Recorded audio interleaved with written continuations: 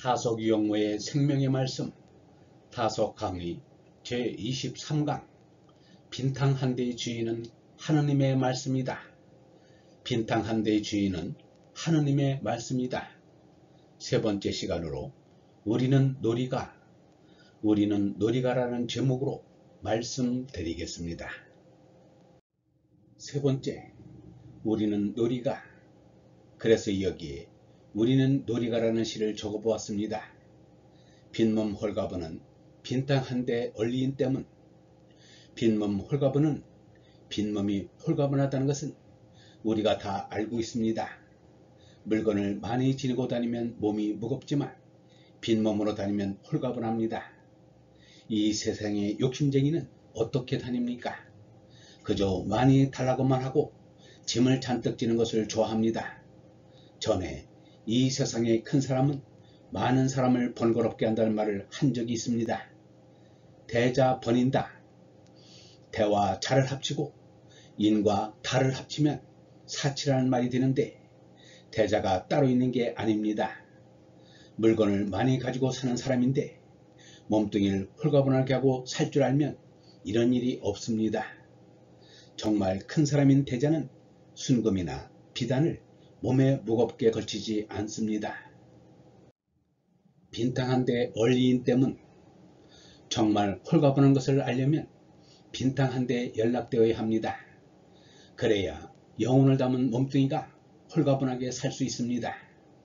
옛날에는 등잔에 기름이 없으면 반딧불에 비추거나 눈 내린 밤에 눈빛에 비추어 책을 보았다고 하는데 그따위 소리가 왜 필요한지 모르겠습니다. 정말로 사는 사람은 낮에 배우고 밤에는 낮에 배운 것을 외웁니다. 정말로 얻는다고 하는 것은 자기 속에서 얻는 것을 말합니다. 낮에 보고 안 것만 해도 주체하지 못할 터인데 등잔불이 무슨 소용입니까? 지금 세상은 촛불만으로는 어둡고 캄캄하다고 합니다. 대낮과 같이 밝아야만 공부가 된다는 것입니다. 그러니 홀가분할 수 없습니다.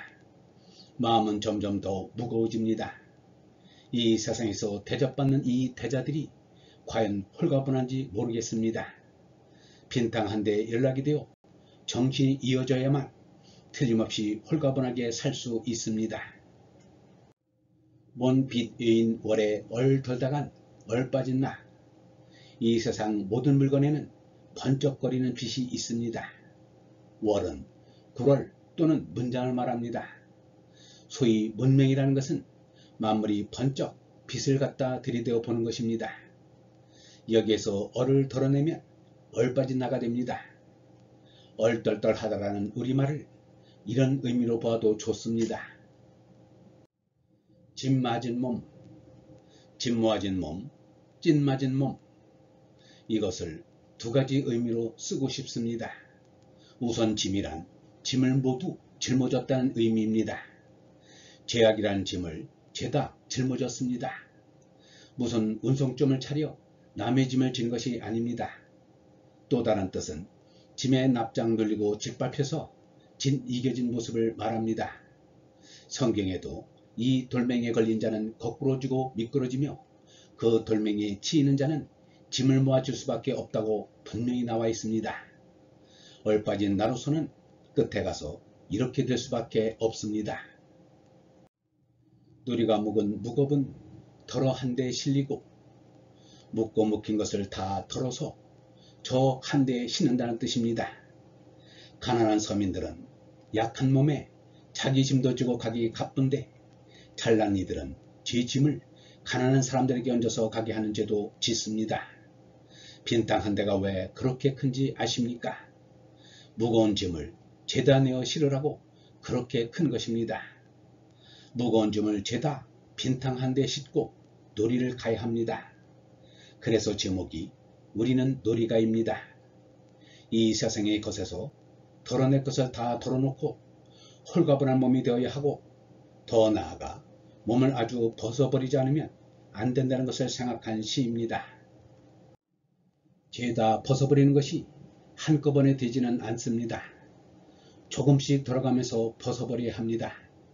갑자기는 안 됩니다. 덜기 싫다고 손을 그저 조금 내미는 짓은 그만두어야 합니다. 그래야 홀가분한 몸이 되어 훨훨 빈탕한 데 가지 않겠습니까? 다음은 음양을 생각해 보겠습니다.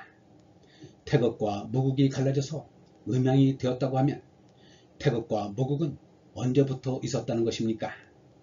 태극과 무국을 다 내버리고 음양만 가지고 이야기들을 합니다. 음양오행이 대체 어떻다는 말입니까? 우리 동양민족은 음양을 찾다가 망할지도 모릅니다. 음양을 찾는 것도 또한 태극과 무국을 갖자는 것입니다. 이번에는 오똑이와 움쓰기를 풀이해 보겠습니다. 오똑오똑 내밀 것이 실살쿠고 움쑥 들어간 건 빈탕이라 오똑오똑 뚜렷뚜렷하게 내민 것이 실상 큰 것이고 움쑥 들어간 건 빈탕이라고 합니다. 어쨌든 이 세상에서는 드러날 때 드러나야지 톡톡히 자기 구실을 하고 한 몫을 봅니다. 그렇게 실살 크니 아예 빈탕한 데는 쫓지 말라는 말입니다. 빈탕한 데란 쓸게 쓸데없지 않소. 꼭꼭 정해도 모자랄 판에 빈탕한 데에 대한 말을 노자나 석가모니가 했는데 이것이 이단시되고 빈탕한 데가 옳게 이해되지 않아 노자나 석가모니가 말한 그대로의 세상이 되지 않았습니다. 쓸게 쓸데가 없는 것은 아닙니다. 빈탕한 데는 무엇에 쓸데가 있는 것입니다. 쓸게 없고 쓸데없는 것은 가르친 모든 것이 빈탕한 데 하나라는 말입니다. 만물도 빈탕한 데를 드러내지 않은 것임을 알아야 합니다. 이런 생각을 이어가지고 천국까지 가야 합니다. 빈탕한 데는 천국까지 가서 쓸데가 있는지 없는지를 알아보아야 합니다. 바로 말하자면 빈탕한 데가 무엇에 쓸데가 있겠습니까? 더구나 오늘날처럼 요긴한 것만 골라서 꼭꼭 정해도 모자랄 판에 그런 빈탕한 데를 찾게 되겠습니까? 영성신학원 다석아카데미의 하늘소리였습니다.